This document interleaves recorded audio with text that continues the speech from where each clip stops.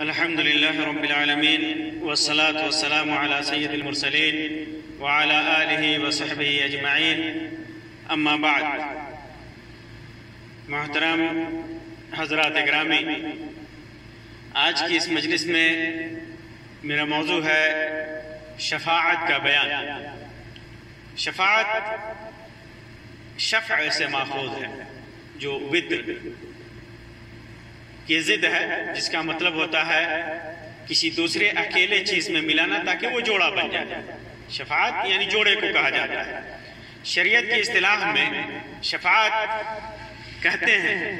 کہ دوسروں کے لیے اس کو فائدہ پہنچانے یا اس کی پریشانی دور کرنے کی غرض سے واسطہ بننا، کوئی فائدہ پہنچانا ہو یا اس کی پریشانی دور کرنی ہو کہیں سے، تو یہ واسطہ بننا یہ شفاعت کہلاتا ہے. یعنی قیامت کے دن خاص طور سے شفاعت کا مطلب جو ہوتا ہے وہ قیامت کے دن انبیاء، صلحاء، شہداء یا بعض نیک اعمال، بندہ جو دنیا میں گناہ کرتا ہے یا نہیں کرتا ہے، اگر وہ توحید پہ قائم ہے تو قیامت کے دن یہ سارے ان کے لیے اللہ تبارک و تعالیٰ کے ہاں واسطہ بنیں گے تاکہ ان کی بعض پریشانیاں دور ہو سکیں، یا ان کے گناہ معاف ہو کر کے وہ جنت میں جا سکیں، یا جہنم سے نکال کر کے انہیں جنت میں داخل کیا جائے، یا جنت میں ان کے درجات کو مزید بلند کیا جائے. شفاعت جو لوگ طلب کرتے ہیں دنیا میں یا جو عقیدہ رکھتے ہیں، عقیدے کے اعتبار سے شفاعت دو طرح کی ہے، دو قسم ہیں شفاعت کی. پہلی قسم شرعی شفاعت جس کا ثبوت قرآن اور سنت کے اندر ہے، اور دوسری قسم غیر شرعی یا شرکیہ شفاعت. شرعی شفاعت کے اندر 3 شرطوں کا ہونا ضروری ہے. پہلی شرط اللہ رب العزت شفاعت کرنے والے سے راضی ہو، خوش ہو اس سے. اللہ تعالیٰ فرماتا ہے وَكَمْ مِن مَلَكٍ فِي السَّمَاوَاتِ لَا تُغْنِي شَفَاعَتُهُمْ شَيْئًا إِلَّا مِن بَعْدِ أَن يَأْذَنَ اللَّهُ لِمَن يَشَاءُ وَيَرْضَىٰ. بہت سارے فرشتے ہیں آسمان کے اندر جن کی شفاعت انہیں کوئی نفع نہیں پہنچا سکتی الا یہ کہ اللہ تبارک و تعالیٰ اجازت دے، اور جس کو اجازت دے اور جس سے راضی ہو. اسی طرح دوسری شرط جس کے لیے شفاعت کی جا رہی ہے اللہ تعالیٰ اس سے راضی ہو. جو شفاعت کرنے پہلی شرط تھی، جو شفاعت کرنے والا ہے اللہ اس سے راضی ہو، اور جس کے لیے شفاعت کی جا رہی ہے دوسری شرط جس کے لیے شفاعت کی جا رہی ہے اللہ تعالیٰ اس سے راضی ہو. اللہ تعالیٰ ارشاد فرماتا ہے وَلَا يَشْفَعُونَ إِلَّا لِمَنِ ارْتَضَىٰ. اللہ تبارک و تعالیٰ جس سے راضی ہوتا ہے اسی کے لیے وہ شفاعت کر سکتے ہیں. اور تیسری شرط جو سب سے اہم شرط اور سب سے بنیادی شرط ہے وہ یہ ہے کہ اللہ کی اجازت ہو. ہر ایک آدمی یا ہر ایک نبی یا ہر ایک فرشتہ یا ہر ایک شہید شفاعت نہیں کر سکتا، ہر ایک صالح متقی شفاعت نہیں کر سکتا جب تک اللہ تبارک و تعالیٰ کی اجازت نہ ہو. اسی وجہ سے اللہ تعالیٰ فرماتا ہے مَنْ ذَا الَّذِي يَشْفَعُ عِنْدَهُ إِلَّا بِإِذْنِهِ. کون ہے جو اللہ تبارک و تعالیٰ کے یہاں شفاعت کر سکے جب تک کہ اللہ تبارک و تعالیٰ کا اذن نہ ہو، اس کی اجازت نہ ہو. غیر شرعی یا شرکیہ شفاعت یہ وہ شفاعت ہے جو کفار و مشرکین اپنے معبودان باطلہ کے سلسلے میں جس کا عقیدہ رکھتے ہیں کہ وہ قیامت کے دن ان کو نفع پہنچائیں گے اور ان کے لیے اللہ تبارک و تعالیٰ سے سفارش کریں گے، شفاعت کریں گے. مشرکین اپنے اولیاء، صلحاء،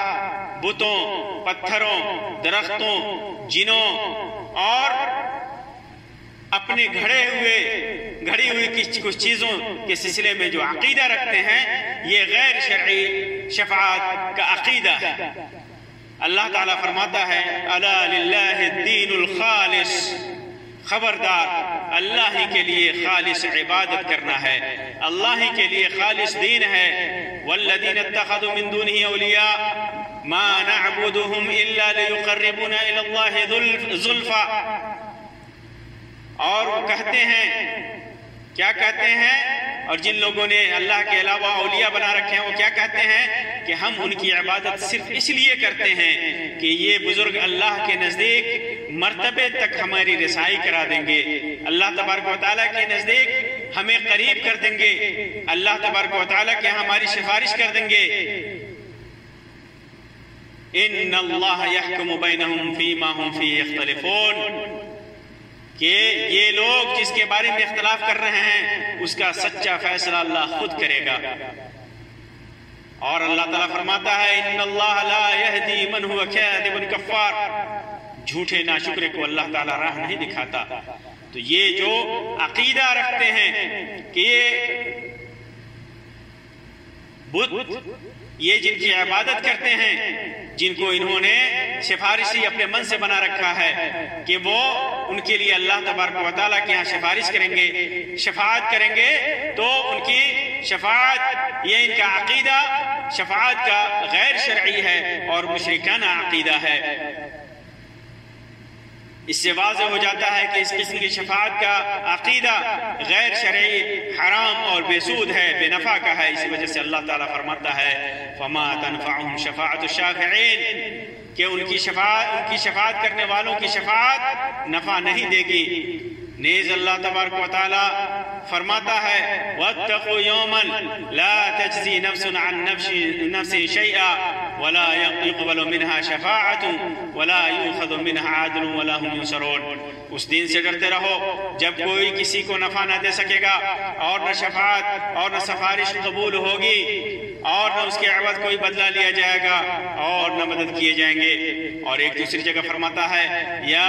ایھا الذین آمنوا انفقوا مما رزقناکم من قبل ان یأتی یوم لا بیع فیہ ولا خلہ ولا شفاعہ والکافرون هم الظالمون۔ اے ایمان والو، جو ہم نے تمہیں دے رکھا ہے اس میں سے خرچ کرتے رہو، اور اس سے پہلے کہ وہ دن آئے جس میں نہ تجارت ہے، نہ دوستی، نہ شفاعت، اور کافر ہی ظالم ہے۔ یہی وجہ ہے کہ نبی اکرم صلی اللہ علیہ وسلم نے نبی ہونے کے باوجود، جیسا کہ حدیث میں اللہ کے رسول صلی اللہ علیہ وسلم نے واضح کیا ہے کہ نبی ہونے کے باوجود ابراہیم علیہ السلام جب اپنے باپ کے بارے میں شفاعت کریں گے تو اللہ تعالیٰ اسے قبول نہیں فرمائے گا۔ ابو ہریرہ رضی اللہ تعالیٰ عنہ کی روایت ہے کہ اللہ کے رسول صلی اللہ علیہ وسلم نے فرمایا قیامت کے دن ابراہیم علیہ السلام اپنے باپ آزر سے ملیں گے جس کے چہرے پر سیاہی اور غبار ہوگا، سیاہی ہوگی، غبار ہوگا۔ ابراہیم علیہ السلام ان سے کہیں گے کہ میں نے آپ سے نہیں کہا تھا کہ میری نافرمانی مت کیجئے، میری بات رد مت کیجئے، میرا انکار مت کیجئے؟ تو ان کے باپ کہیں گے کہ آج میں تمہاری نافرمانی نہیں کروں گا، تمہارا انکار نہیں کروں گا۔ تو ابراہیم علیہ السلام کہیں گے اے میرے رب، اللہ تبارک و تعالیٰ کے یہاں شفاعت کریں گے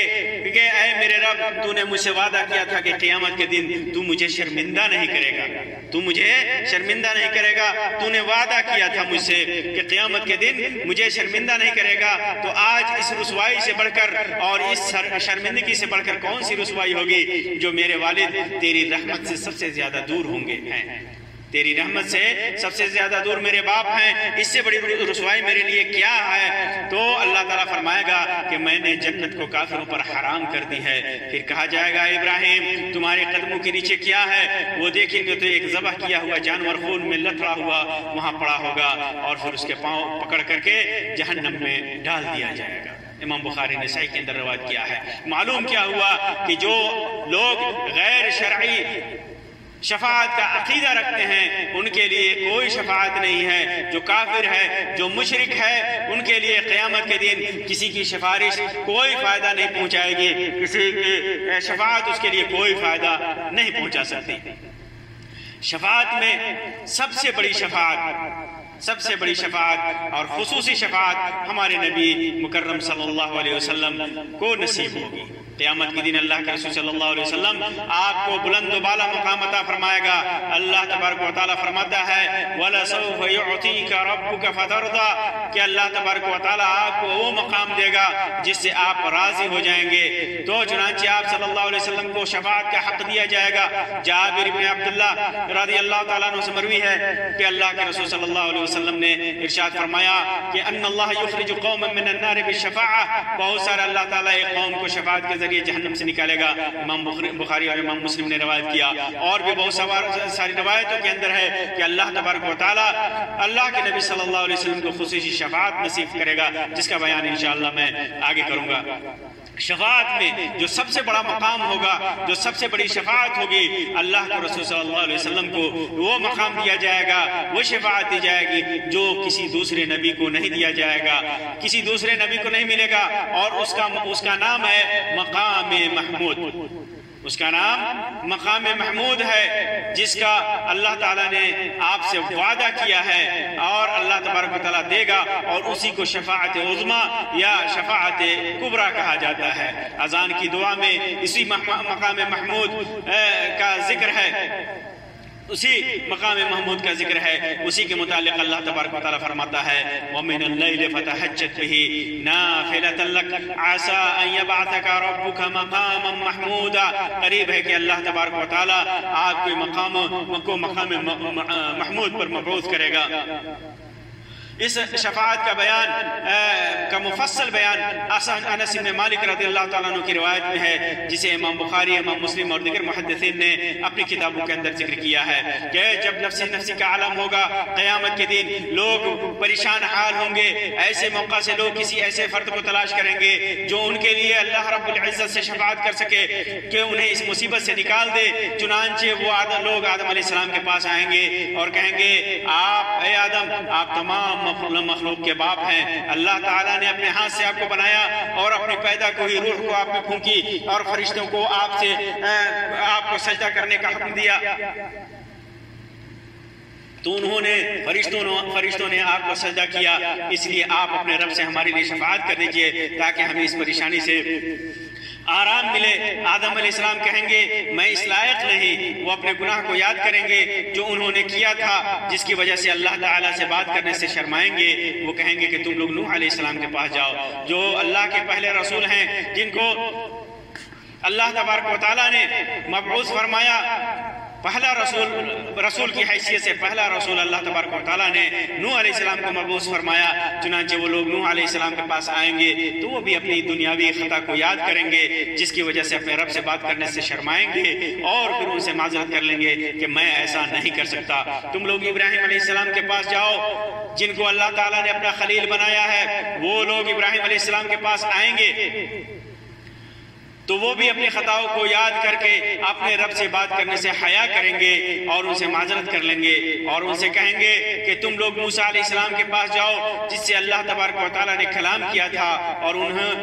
उन्हें तौरात अता किया था, तौरात जैसी किताब अता किया था। वो लोग मूसा अलैहिस्सलाम के पास आएंगे तो वो भी अपने गुनाहों को याद करके अल्लाह ताला से बात करने में शर्मिंदगी महसूस करेंगे और उनसे माजरत कर लेंगे और उनसे कहेंगे कि ईसा अलैहिस्सलाम के पास जाओ, जो अल्लाह की रूह है, उसका कलमा है, जो उसके हुक्म से पैदा हुए हैं। वो लोग ईसा अलैहिस्सलाम के पास आएंगे तो वो भी माजरत कर लेंगे कि मैं इस लायक नहीं। तुम लोग मोहम्मद सल्लल्लाहु अलैहि वसल्लम के पास जाओ, जो अल्लाह के ऐसे बंदे हैं जिनके अगली पिछली सारी खताएं अल्लाह तबारक व तआला ने माफ फरमा दिया है। अल्लाह के रसूल सल्लल्लाहु अलैहि वसल्लम इरशाद फरमाते हैं कि वो लोग मेरे पास आएंगे तो मैं अपने रब से हम कलाम होने की इजाजत तलब करूंगा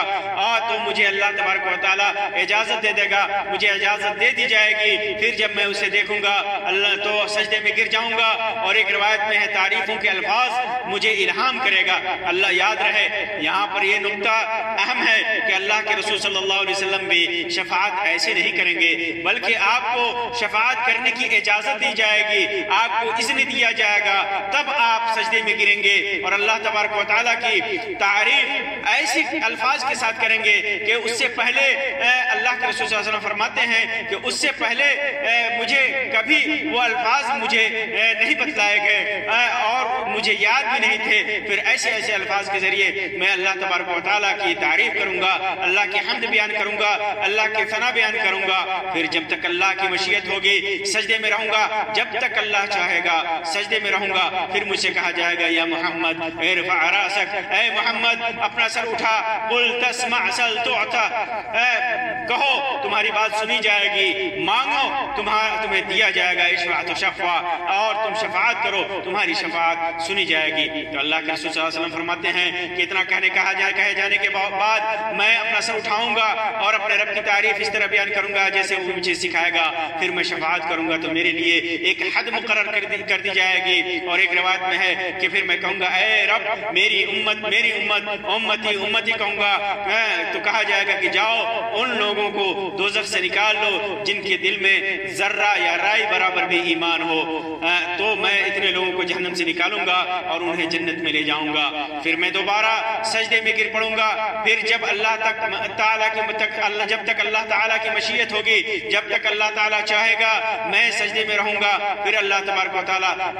کی طرف سے مجھے کہا جائے گا یا محمد ارفع راسک قل تسمع سل تعطى اشفع تشفع، اے محمد اپنا سر اٹھا، جو کہتا ہے سنا جائے گا، مانگ دیا جائے گا، شفاعت کر تمہاری شفاعت قبول کی جائے گی۔ تو اللہ کے رسول صلی اللہ علیہ وسلم فرماتے ہیں کہ میں اپنا سر اٹھاؤں گا، اپنے رب کی تعریف اس طرح بیان کروں گا جیسا مجھے سکھائے گا، پھر میں شفاعت کروں گا تو میرے لیے حد مقرر کر دی جائے گی۔ اور ایک روایت میں ہے کہ میں کہوں گا اے رب میری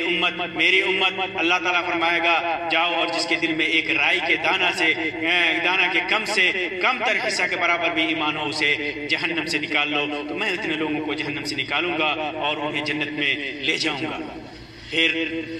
تیسری یا بعض روایتوں میں چوتھی بار جس میں راوی کو شک ہے کہ پھر میں چوتھی مرتبہ لوٹوں گا اور وہی تعریفیں کروں گا اور اللہ کے لیے سجدہ میں چلا جاؤں گا۔ اللہ تعالیٰ فرمائے گا محمد اپنا سر اٹھا، جو کہو گے سنا جائے گا، جو مانگو گے دیا جائے گا، جو شفاعت کرو گے قبول کی جائے گی۔ میں کہوں گا اے رب مجھے ان کے بارے میں بھی اجازت دیجئے جنہوں نے لا الہ الا اللہ کہا ہے۔ اللہ تعالیٰ فرمائے گا میری عزت، میرے جلال، میری کبریائی، میری بڑائی کی قسم، اس میں سے میں انہیں بھی نکالوں گا جنہوں نے کلمہ لا الہ الا اللہ کہا ہے۔ اور ایک روایت میں ہے میں کہوں گا کہ اے مالک، اے میرے رب، اب تو کوئی دوزخ میں نہیں رہا مگر وہ جو قرآن کے بموجب ہمیشہ دوزخ میں رہنے والے کے لائق ہے۔ قتادہ رضی اللہ تعالیٰ عنہ نے کہا، فرماتے ہیں کہ یعنی جس کا وہاں ہمیشہ رہنا ضروری ہے بس وہی لوگ باقی رہ جائیں گے۔ امام بخاری امام مسلم نے اس کو روایت کیا ہے۔ تو یہ شفاعت سب سے بڑی شفاعت، شفاعت عظمیٰ، شفاعت کبریٰ یا مقام محمود ہے جو ہمارے نبی مکرم صلی اللہ علیہ وسلم کو اللہ تبارک و تعالی خصوصی طور پر نصیب فرمائے گا۔ اسی طرح اللہ کے رسول صلی اللہ علیہ وسلم کے علاوہ بہت سارے لوگوں کو عام گناہگاروں کے لیے شفاعت کا حق حاصل ہوگا، جن کو اللہ تبارک و تعالیٰ اجازت دے گا، جن سے اللہ تبارک و تعالیٰ راضی ہوگا، جن کے حق میں اللہ تبارک و تعالیٰ راضی ہوگا ان کو یہ شفاعت نصیب ہوگی۔ اس کے اندر انبیاء، شہداء، علماء، صلحاء اور ملائکہ وغیرہ سب شامل ہیں۔ ابو سعید خدری رضی اللہ تعالیٰ عنہ سے قیامت سے متعلق ایک لمبی روایت مروی ہے جسے امام بخاری اور امام مسلم نے روایت کیا ہے، جس کے اندر ہے پھر انہیں کہ لوگوں کو پل صراط پر لایا جائے گا، مومن اس پر سے پلک مارنے کی طرح، بجلی کی طرح اور ہوا کی طرح اور بعض تیز رفتار گھوڑے کی طرح اور بعض سواری کی طرح گزر جائیں گے۔ ان میں سے بعض تو سلامت نجات پانے والے ہوں گے اور بعض جہنم کی آگ سے جھلس کر بچ نکلنے والے ہوں گے، یہاں تک کہ آخری شخص اس پر سے گھسٹتے ہوئے گزرے گا پل صراط پر سے۔ تو فرماتے ہیں اللہ کے رسول صلی اللہ علیہ وسلم کہ تم لوگ آج کے دن اپنا حق لینے کے لیے جتنا تقاضا اور مطالبہ مجھ سے کرتے ہو اس سے زیادہ مسلمان لوگ اللہ تبارک و تعالیٰ سے تقاضا اور مطالبہ کریں گے، اور جب وہ دیکھیں گے کہ اپنے بھائیوں میں سے انہیں نجات مل چکی ہے تو وہ کہیں گے کہ اے ہمارے رب، ہمارے بھائی بھی ہمارے ساتھ نماز پڑھتے تھے اور ہمارے ساتھ روزے رکھتے تھے۔ یعنی یہ لوگ جو بچ کر کے نکل جائیں گے اور اپنے بھائیوں کو دیکھیں گے کہ وہ لوگ نہیں نکل سکے ہیں تو اللہ تبارک و تعالیٰ سے کہیں گے کہ یہ ہمارے بھائی ہیں، ہمارے ساتھ نماز پڑھتے تھے، ہمارے ساتھ روزے رکھتے تھے، ہمارے ساتھ نیک اعمال کرتے تھے، ان کو بھی تو دوزخ سے نجات فرما۔ چنانچہ اللہ تعالیٰ فرمائے گا جاؤ اور جس کے دل میں ایک دینار کے برابر بھی ایمان پاؤ اسے دوزخ سے نکال لو، اسے جہنم سے نکال لو، اور اللہ ان کے چہروں کو دوزخ پر حرام کر دے گا۔ چنانچہ وہ آئیں گے اور دیکھیں گے کہ بعض کا تو جہنم میں قدم اور آدھی پنڈلی جلی ہوئی ہے، چنانچہ جنہیں وہ پہچانیں گے انہیں دوزخ سے نکالیں گے، پھر وہ واپس آئیں گے اور اللہ تعالیٰ ان سے فرمائے فرمائے گا کہ جاؤ اور جس کے دل میں آدھا دینار کے برابر بھی ایمان ہو اسے بھی نکال لاؤ۔ چنانچہ جن کو وہ پہچانتے ہوں گے ان کو نکالیں گے، پھر وہ واپس آئیں گے اور اللہ تعالیٰ فرمائے گا کہ جاؤ اور جس کے دل میں ذرہ برابر بھی ایمان ہو اسے بھی نکال لاؤ۔ چنانچہ پہچانے جانے والوں کو جن کو وہ پہچانتے ہوں گے نکالیں گے۔ ابو سعید خدری رضی اللہ تعالیٰ عنہ نے اس پر کہا کہ اگر تم میری تصدیق نہیں کرتے تو یاد پڑھو ان اللہ لا یظلم مثقال ذرۃ وان تک حسنۃ یضاعفها، کہ اللہ تعالیٰ ذرہ برابر بھی کسی پر ظلم نہیں کرتا، اگر نیکی ہے تو اسے دگنی کرتا ہے۔ پھر انبیاء اور مومنین اور فرشتے شفاعت کریں گے۔ امام بخاری امام مسلم نے اپنے صحیح کے اندر اسے روایت کیا ہے۔ تو معلوم کیا ہوا کہ اللہ کے رسول صلی اللہ علیہ وسلم کے علاوہ دیگر انبیاء صالحین شہداء کو بھی اور بعض مومنین کو بھی شفاعت کا حق اللہ تبارک و تعالیٰ دے گا، شفاعت کی اجازت دے گا، اور وہ لوگ شفاعت کریں گے ان کے حق میں جن سے اللہ تبارک و تعالیٰ راضی ہوگا۔ آئیے میں آپ کے سامنے ان چند لوگوں کا ذکر کرتا ہوں جن کے حق میں شفاعت ہوگی، جن سے اللہ راضی ہوگا اور جن کے لیے جنہیں شفاعت کا حق دے گا۔ جو لوگ شفاعت کے مستحق ہوں گے اور انہیں انبیاء، شہداء یا دیگر اعمال خیر کی شفاعت نصیب ہوگی، جو ان کے لیے یہ شفاعتیں فائدہ مند ہوں گی، سود مند ہوں گی اور نفع بخش ہوں گی، اور وہ لوگ ان شفاعتوں کے بدلے یا تو ان کی عذاب میں تخفیف کر دیا جائے گا، یا انہیں جہنم سے نکال دیا جائے گا، یا بغیر جہنم میں داخل کیے ہوئے انہیں جنت میں داخل کر دیا جائے گا، یا ان کا مقام و مرتبہ بلند ہوگا۔ ان میں سے وہ لوگ ہیں وہ لوگ جنہوں نے کبیرہ گناہ کا ارتکاب کیا ہوگا۔ مومن ہونے کے باوجود جن لوگوں نے بڑے بڑے گناہوں کا ارتکاب کیا ہوگا، کبیرہ گناہوں کا ارتکاب کیا ہوگا، ان کے حق میں شفاعت قبول ہوگی۔ انس بن مالک رضی اللہ تعالیٰ عنہ کی روایت ہے، فرماتے ہیں کہ اللہ کے رسول صلی اللہ علیہ وسلم نے ارشاد فرمایا شفاعتی لأہل الکبائر من امتی۔ امام ابو داؤد، امام ترمذی، امام احمد نے اس کو روایت کیا ہے، امام البانی نے صحیح سنن ابی داؤد کے اندر صحیح قرار دیا ہے کہ میری شفاعت میری امت کے کبیرہ گناہ کرنے والوں کے لیے ہے، تو ان کے لیے اللہ تبارک کے رسول صلی اللہ علیہ وسلم کی شفاعت ہوگی۔ اسی طرح جو لوگ توحید پر قائم ہوں گے ان کے لیے شفاعت نصیب ہوگی۔ اللہ ابو ہریرہ رضی اللہ تعالیٰ عنہ سے مروی ہے کہ اللہ کے رسول صلی اللہ علیہ وسلم نے ارشاد فرمایا کہ اسعد الناس بشفاعتی یوم القیامہ من قال لا الہ الا اللہ خالصا من قلبہ او نفسہ۔ قیامت میں سب سے زیادہ فیضیاب میری شفاعت سے سب سے زیادہ فیضیاب وہ شخص ہوگا جو سچے دل سے یا سچے جی سے لا الہ الا اللہ کہے گا۔ امام بخاری نے اس کو روایت کیا۔ اسی طرح ایک دوسری روایت میں ہے لِكُلِّ نَبِيٍ دَعْوَةٍ مُسْتَجَابَةٍ، ہر نبی کی ایک دعا ہے جو ضرور قبول ہوتی ہے۔ فَتَعَجَّلَ كُلُّ نَبِيٍ دَعْوَتَهُ، تو ہر نبی نے جلدی کر کے دنیا ہی میں وہ دعا مانگ لی۔ وَإِنِّي اخْتَبَأْتُ دَعْوَتِي شَفَاعَةً لِأُمَّتِي يَوْمَ الْقِيَامَةِ، اور میں نے اپنی دعوت کو خاص کر رکھا ہے، چھپا کر کے رکھا ہے اپنی امت کے لیے شفاعت کرنے کے لیے قیامت کے دن۔ فَهِيَ نَائِلَةٌ انشاءاللہ تعالی، تو انشاءاللہ اگر اللہ نے چاہا تو ان لوگوں کو یہ شفاعت نصیب ہوگی۔ من مات من امتی لا یشرک باللہ شیئا، ان لوگوں کو یہ شفاعت نصیب ہوگی جو میری امت میں سے ہوں گے اور اللہ تبارک و تعالیٰ کے ساتھ کسی چیز کو شریک نہیں ٹھہراتے ہوں گے۔ امام مسلم نے اس کو روایت کیا ہے۔ اسی طرح عوف بن مالک اشعری رضی اللہ تعالیٰ عنہ کی روایت ہے جسے امام ترمذی اور امام ابن ماجہ نے روایت کیا ہے اور علامہ البانی نے صحیح قرار دیا ہے کہ اللہ کے رسول صلی اللہ علیہ وسلم نے ارشاد فرمایا میرے رب کی طرف سے ایک آنے والا یعنی جبریل علیہ السلام میرے پاس آئے اور مجھے اختیار دیا کہ میری آدھی امت جنت میں داخل ہو یا کہ مجھے شفاعت کا حق حاصل ہو، یعنی اختیار دیا کہ اگر آپ چاہتے ہیں کہ آپ کی آدھی امت جنت میں جائے یا آپ چاہتے ہیں کہ اس کے بدلے میں آپ کو شفاعت کا حق حاصل ہو تو آپ کو کیا چاہیے؟ تو چنانچہ اللہ کے رسول صلی اللہ علیہ وسلم فرماتے ہیں کہ میں نے شفاعت کو اختیار کیا اور وہ یہ شفاعت ہر اس شخص کے لیے ہے جس کا خاتمہ شرک کی حالت پر نہیں ہوگا، یعنی جو مشرک نہیں ہوگا،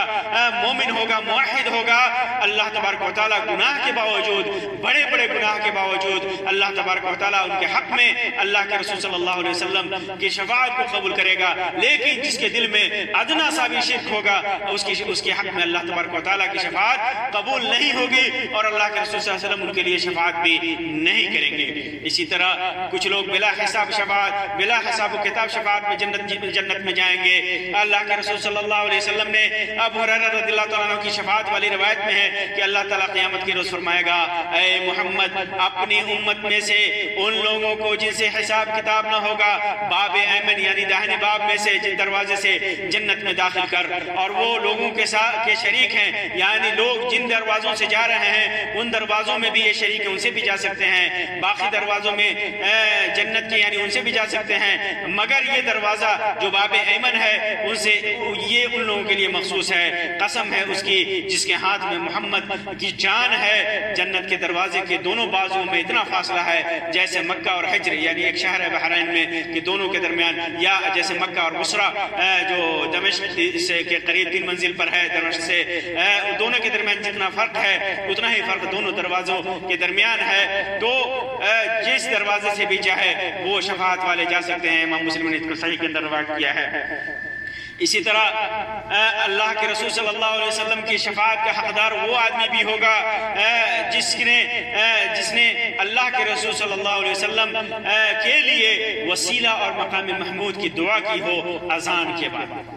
کے بعد۔ جابر بن عبداللہ رضی اللہ تعالیٰ عنہ کی روایت ہے کہ اللہ کے رسول صلی اللہ علیہ وسلم نے فرمایا، جس نے اذان سن کر کے دعا پڑھی، کیا پڑھی؟ اللہم رب هذه الدعوة التامة والصلاة القائمة آت محمدا الوسيلة والفضيلة وابعثه مقاما محمودا الذي وعدته۔ یہ دعا جو اذان کے بعد پڑھی جاتی ہے، اگر اس کے اندر جس کے اندر اللہ کے رسول صلی اللہ علیہ وسلم کے لیے مقام محمود اور شفاعت و وسیلہ کے لیے دعا کی گئی ہے کہ خصوصی طور پر آپ صلی اللہ علیہ وسلم کو یہ چیزیں عطا کی جائیں، تو یہ دعا پڑھا تو اس کے لیے اللہ کے رسول صلی اللہ علیہ وسلم فرماتے ہیں کہ اس کے لیے قیامت کے روز میری شفاعت حلال ہو جائے گی، میری شفاعت قبول ہو جائے گی۔ امام بخاری نے اس کو روایت کیا۔ اسی طرح عبداللہ ابن عمرو ابن العاص رضی اللہ تعالیٰ عنہ کی روایت میں ہے کہ اللہ کے رسول صلی اللہ علیہ وسلم نے فرمایا کہ جب مؤذن کی اذان سنو تو تم وہی کہو جو مؤذن کہتا ہے، یعنی جس طرح مؤذن کہتا ہے ویسے ہی کہو، پھر مجھ پر درود پڑھو، کیونکہ جو کوئی مجھ پر ایک مرتبہ درود پڑھتا ہے تو اللہ تعالیٰ اس پر اپنی 10 رحمتیں نازل فرماتا ہے۔ اس کے بعد اللہ تعالیٰ سے میرے لیے وسیلہ مانگو، کیونکہ وسیلہ دراصل جنت میں ایک مقام ہے جو اللہ کے بندوں میں سے ایک بندہ کو دیا جائے گا، اور مجھے امید ہے کہ وہ بندہ میں ہی ہوں گا، اور جو کوئی میرے لیے وسیلہ یعنی مقام محمود طلب کرے گا اس کے لیے میری شفاعت واجب ہو جائے گی، یعنی وہی دعا پڑھے، اللہم رب هذه الدعوة التامة الى آخر دعا۔ اس کو پڑھے، امام مسلم نے اس کو صحیح کے اندر روایت کیا ہے۔ اسی طرح ان لوگوں کو بھی شفاعت نصیب ہوگی جو مدینے میں سکونت اختیار کرتے ہیں اور وہاں پر ان کو موت آتی ہے، مدینے سے وہ باہر جا کر کے سکونت اختیار نہیں کرتے، مدینے کے اندر اگر ان کے اوپر کوئی مصیبت آتی ہے، کوئی پریشانی آتی ہے، کوئی وبا آتی ہے، پھر بھی وہ مدینے میں رہنے کو ترجیح دیتے ہیں اور وہیں پہ رہتے ہیں۔ ابو سعید مولا مہری سے روایت ہے کہ انہوں نے ابو سعید خدری رضی اللہ تعالیٰ عنہ کے پاس آ کر کے حرہ کی راتوں میں یعنی سن 63 ہجری میں، حرہ کہتے ہیں سن 63 ہجری میں، جن دنوں مدینہ طیبہ میں ایک فتنہ مشہور ہوا تھا، فتنہ حرہ کے نام سے اس کو جانا جاتا ہے، اور ظالموں نے مدینہ طیبہ کو لوٹا تھا، مدینہ کے اندر قتل و غارت کی گری کی تھی، وہاں لوگوں کے اوپر مصیبتوں کے پہاڑ توڑے تھے، اور آ کر کے انہوں نے ابو سعید مولا مہری نے آ کر کے کہا تھا ابو سعید خدری رضی اللہ تعالیٰ عنہ سے کہ مشورہ کیا تھا کہ وہ وہاں سے جانا چاہتے ہیں، اور کہا کہ ان کی مہنگائی، وہاں کی مہنگائی، مدینے کی مہنگائی حرہ کی وجہ سے، اور اولاد بھی ان کے پاس کثرت اولاد کی وجہ سے شکایت کی، اور یہ بھی کہا کہ یہاں کی پریشانی اور بھوک کو میں برداشت نہیں کر سکتا، صبر کرنا مشکل ہو رہا ہے۔ تو ابو سعید خدری رضی اللہ تعالیٰ نے فرمایا کہ خرابی ہو تیری، میں تجھے اس کا حق نہیں دے سکتا کہ تم مدینہ چھوڑ کر کے چلے جاؤ، کیونکہ میں نے اللہ کے رسول صلی اللہ علیہ وسلم کو سے فرماتے ہوئے سنا ہے کہ کوئی آدمی یہاں کی تکلیفوں پر صبر نہیں کرتا اور پھر مر جاتا ہے، کوئی صبر نہیں کرتا کوئی یہاں کی تکلیفوں پر اور پھر مر جاتا ہے، مگر اس کا شفیع یا گواہ میں ہوں قیامت کے دن جب وہ مسلمان ہوگا۔ یعنی کوئی مسلمان جب مدینے کی تکلیفوں پر، مدینے کے اندر اس کی مصیبتوں پر صبر کر کے یہاں رہتا ہے، یہاں پر اس صبر پر قائم رہتا ہے، اللہ تبارک و تعالیٰ کے لیے ثابت قدم رہتا ہے، تو میں اس کے لیے قیامت کے دن گواہی دوں گا، میں اس کے لیے شفاعت کروں گا۔ امام مسلم نے اس کو صحیح کے اندر روایت کیا ہے، اور اسی طرح کی روایت سعد بن ابی وقاص رضی اللہ تعالیٰ عنہ سے بھی مروی ہے۔ اسی طرح قیامت کے دن شہید والوں کے گھر کے لیے اگر وہ کافر نہیں ہے، وہ مشرک نہیں ہے، مومن ہے، موحد ہے، تو ان کے لیے شہید شفاعت کرے گا۔ ابو دردہ رضی اللہ تعالیٰ عنہ کی روایت ہے کہ اللہ کے رسول صلی اللہ علیہ وسلم نے ارشاد فرمایا کہ شہید یشفع الشہید فی 70 من اہل بیتہ، کہ شہید کی شفاعت اس کے کنبے کے 70 افراد کے لیے قبول کی جائے گی۔ ابو داؤد نے، امام ابن حبان نے اس کو روایت کیا، امام بہقی نے روایت کیا، علامہ البانی نے صحیح سنن ابی داؤد کے اندر اسے صحیح قرار دیا ہے۔ اسی طرح سنن ترمذی اور ابن ماجہ کے اندر امام احمد نے اپنے مسند کے اندر ایک روایت کیا ہے مقدام ابن معدی کرب سے، جسے امام البانی نے صحیح سنن ترمذی کے اندر صحیح قرار دیا ہے کہ شہداء کی 6 خصلتوں کا ذکر ہے، جس میں سے ایک ہے کہ اس کے 70 رشتہ داروں کے سلسلے میں اس کی شفاعت قبول کی جائے گی۔ شہید کی شفاعت اس کے رشتہ داروں میں سے 70 کے حق میں قبول کی جائے گی۔ اسی طرح حساب و کتاب کے بعد ان لوگوں کے لیے جنت میں جانے کی اجازت نہیں دی گئی ہوگی، ان کے حق میں شفاعت قبول کی جائے گی، یا اہل جنت کے درجات میں بلندی کے لیے شفاعت قبول کی جائے گی۔ انس بن مالک رضی اللہ تعالیٰ عنہ سے مروی ہے، فرماتے ہیں کہ اللہ کے رسول صلی اللہ علیہ وسلم نے ارشاد فرمایا کہ انا اول شفیع فی الجنہ، میں سب سے پہلے جنت میں شفاعت کروں گا، اور کسی پیغمبر کو اتنے لوگوں نے نہیں مانا جتنے لوگوں نے مجھ کو مانا، اور بعض پیغمبر تو ایسا بھی ہے جس کا ماننے والا صرف ایک شخص ہی ہے۔ امام مسلم نے صحیح کے اندر روایت کیا ہے۔ تو اللہ کے رسول صلی اللہ علیہ وسلم کی شفاعت ایسے لوگوں کے لیے ہوگی۔ اسی طرح جن لوگوں نے ایمان نہیں قبول کیا، ان لوگوں میں صرف ایک آدمی کے سلسلے میں اللہ کے رسول صلی اللہ علیہ وسلم کی شفاعت قبول ہوگی۔ اللہ کے رسول صلی اللہ علیہ وسلم کی شفاعت اپنے پیارے چچا ابو طالب کے لیے، اور وہ بھی صرف عذاب میں تخفیف کے لیے آپ شفاعت کریں گے تو اللہ تبارک و تعالیٰ اسے قبول کرے گا۔ باوجود محبت و پیار کے ایمان نہیں لائے تھے، بہت زیادہ انہوں نے مدد کی تھی، ہر موقع سے اللہ کے رسول صلی اللہ علیہ وسلم سے پیار کیا تھا، محبت کیا تھا، اپنی جان کو نچھاور کیا تھا، اپنی دولت کو نچھاور کیا تھا، اپنی اولاد کو نچھاور کیا تھا، اس کے باوجود چونکہ ایمان نہیں لائے تھے، اس وجہ سے جہنم میں تو جائیں گے، لیکن اللہ کے رسول صلی اللہ علیہ وسلم کی شفاعت کی وجہ سے ان کے عذاب میں تخفیف کر دیا جائے گا۔ جیسا کہ عباس بن عبد المطلب رضی اللہ تعالیٰ عنہ سے مروی ہے کہ انہوں نے عرض کیا کہ یا رسول اللہ، آپ نے جناب ابو طالب کو ان کی وفات کے بعد کوئی فائدہ پہنچایا؟ جب وہ مر گئے تو کوئی فائدہ پہنچے گا ان کو؟ آپ کی وجہ سے وہ آپ کی حفاظت کیا کرتے تھے اور آپ کے لوگوں پر غصہ کیا کرتے تھے، لوگوں سے لڑ جایا کرتے تھے۔ تو نبی اکرم صلی اللہ علیہ وسلم نے فرمایا کہ ہاں، وہ دوزخ میں اس جگہ پر ہیں جہاں ٹخنوں تک آگ ہے، اگر میں نہ ہوتا تو دوزخ کے نچلے طبقے میں رہتے۔ امام بخاری نے اور امام مسلم نے اس کو صحیح کے اندر روایت کیا ہے۔ اور عبداللہ ابن عباس رضی اللہ تعالیٰ عنہ سے مروی ہے کہ اللہ کے رسول صلی اللہ علیہ وسلم نے ارشاد فرمایا اہون اہل النار عذابا ابو طالب ومنتعل بنعلین یغلی منہما دماغه، سب سے ہلکا عذاب جہنم میں ابو طالب کو ہوگا، اور وہ 2 جوتے پہنے ہوں گے ایسے جن سے ان کا بھیجا پکے گا۔ صحیح مسلم کے اندر یہ روایت ہے۔ معلوم ہوا کہ ابو طالب کو اللہ کے رسول صلی اللہ علیہ وسلم کی شفاعت نصیب ہوگی اور ان کے عذاب میں ان کی تخفیف کیا جائے گا۔ اسی طرح چھوٹے بچے والدین کے لیے شفاعت کریں گے، جیسا کہ ابو حسان رضی اللہ عنہ سے روایت ہے کہ کہتے ہیں کہ میں نے ابو ہریرہ رضی اللہ تعالیٰ عنہ سے کہا میرے 2 بیٹے مر گئے تو تم مجھے سے حدیث نہیں بیان کرتے رسول اللہ صلی اللہ علیہ وسلم کی جس سے ہمارا دل خوش ہو، آپ بیان کیجئے کوئی حدیث جس سے ہمارا دل خوش ہو، 2 بیٹے میرے مر گئے ہیں۔ تو انہوں نے کہا کہ اچھا، چھوٹے بچے تو جنت کے کیڑے ہیں، یعنی جنت سے جدا نہیں ہوں گے، جیسا پانی کا کیڑا پانی سے جدا نہیں ہوتا، وہ اپنے باپوں سے ملیں گے یا ماں سے یا اور باپ سے ملیں گے اور ان کا کپڑا پکڑیں گے یا ان کا ہاتھ پکڑیں گے، جیسے انہوں نے ہاتھ پکڑ کر کہا کہ جیسے میں اس وقت تیرے کپڑے کا کنارہ پکڑے ہوں، پھر وہ نہیں چھوڑیں گے ان کو یہاں تک کہ اللہ ان کو اور ان کے باپوں کو جنت میں داخل کر دے گا۔ امام مسلم نے صحیح کے اندر روایت کیا۔ تو جو آدمی مومن ہے، موحد ہے، مشرک نہیں ہے، کافر نہیں ہے، چھوٹا بچہ مر گیا، اس نے اس پر صبر کیا تو بچہ اپنے ماں باپ کو شفاعت کر کے جنت میں لے جائے گا۔ اسی اسی طرح قرآن کریم اور روزہ یہ ان اعمال میں سے ہے جو اپنے پڑھنے والے اور روزہ رکھنے والوں کے لیے اللہ تبارک و تعالیٰ سے شفاعت کریں گے۔ اللہ کے نواس بن سمعان رضی اللہ تعالیٰ عنہ سے مروی ہے، فرماتے ہیں کہ میں نے اللہ کے رسول صلی اللہ علیہ وسلم سے سنا کہ آپ نے فرمایا کہ قرآن کو قیامت کے دن لایا جائے گا، اور ان کو بھی جو اس پر عمل کرتے تھے، قرآن کریم پر عمل کرتے تھے، اور سورہ بقرہ اور آل عمران کو جو آگے ہوں گے جب قرآن کو لائے ہوں گے، سورہ بقرہ اور سورہ آل عمران یہ دونوں صورتیں آگے ہوں گی، اور رسول صلی اللہ علیہ وسلم نے اس کی 3 مثالیں دی کہ میں ان کو آج تک نہیں بھولا۔ اول یہ کہ وہ ایسی ہیں جیسے 2 بادل کے ٹکڑے، یا ایسی ہیں جیسے 2 کالے کالے صاحبان کہ میں ان میں روشنی چمکتی ہو، یا ایسی ہیں جیسی قطار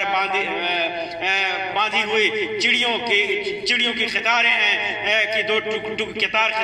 چل رہی 2 ٹکڑیاں ہیں، وہ دونوں اپنے صاحب کی طرف سے حجت کرتی ہوں گے، ان کے لیے شفاعت کرتی ہوں گے کہ اے اللہ رب العزت، اس نے ہمارے اوپر عمل کیا، ہمیں پڑھا ہے تو اسے بخش دے یا اسے جہنم سے بچا۔ امام مسلم نے اس کو اپنے صحیح کے اندر روایت کیا۔ اسی طرح اللہ کے رسول ابو امامہ رضی اللہ تعالیٰ عنہ سے مروی ہے کہ اللہ کے رسول صلی اللہ علیہ وسلم نے ارشاد فرمایا کیا اقرأ القرآن، قرآن پڑھو، فإنه يأتي يوم القيامة شفيعا لأصحابه، کیونکہ قیامت کے دن جو اس کی تلاوت کرے گا، قرآن پر جو عمل کرے گا، تو قیامت کے دن یہ قرآن اس کے لیے شفیع بن کر کے، شفاعت کرنے والا بن کر کے قرآن آئے گا۔ تو معلوم کیا ہوا کہ یہ قرآن اور روزہ، اسی طرح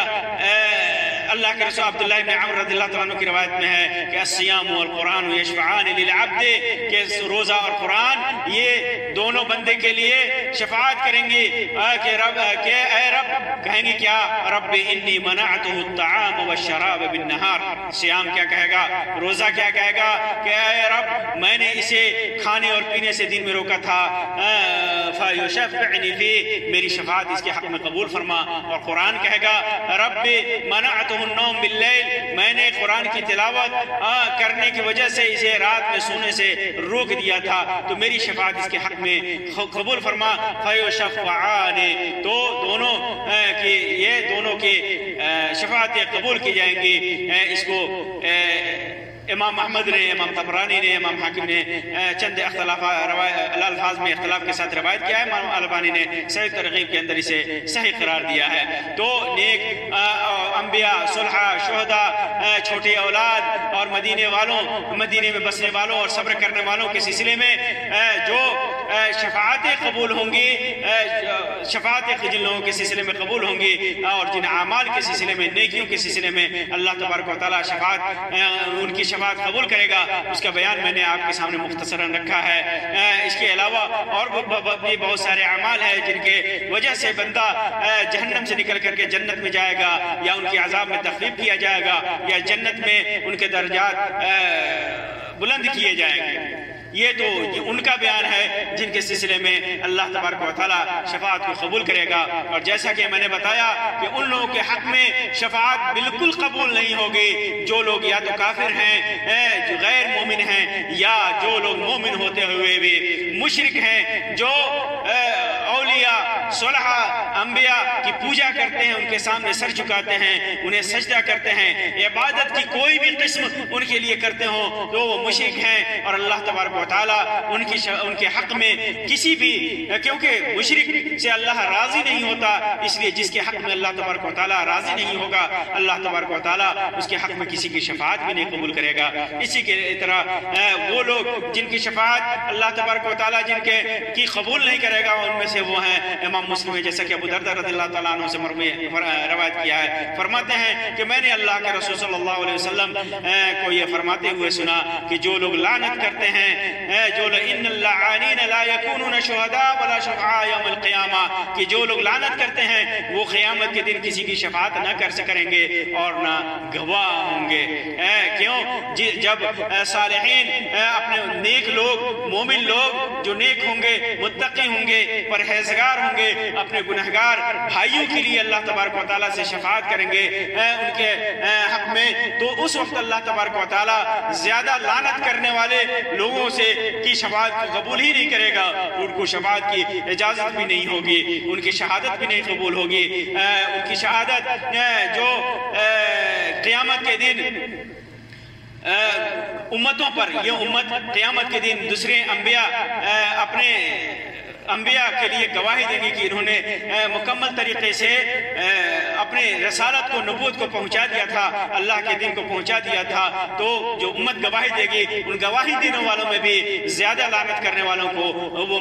مقام، جگہ نہیں ملے گی، مقام نہیں ملے گا۔ میرے بھائیوں،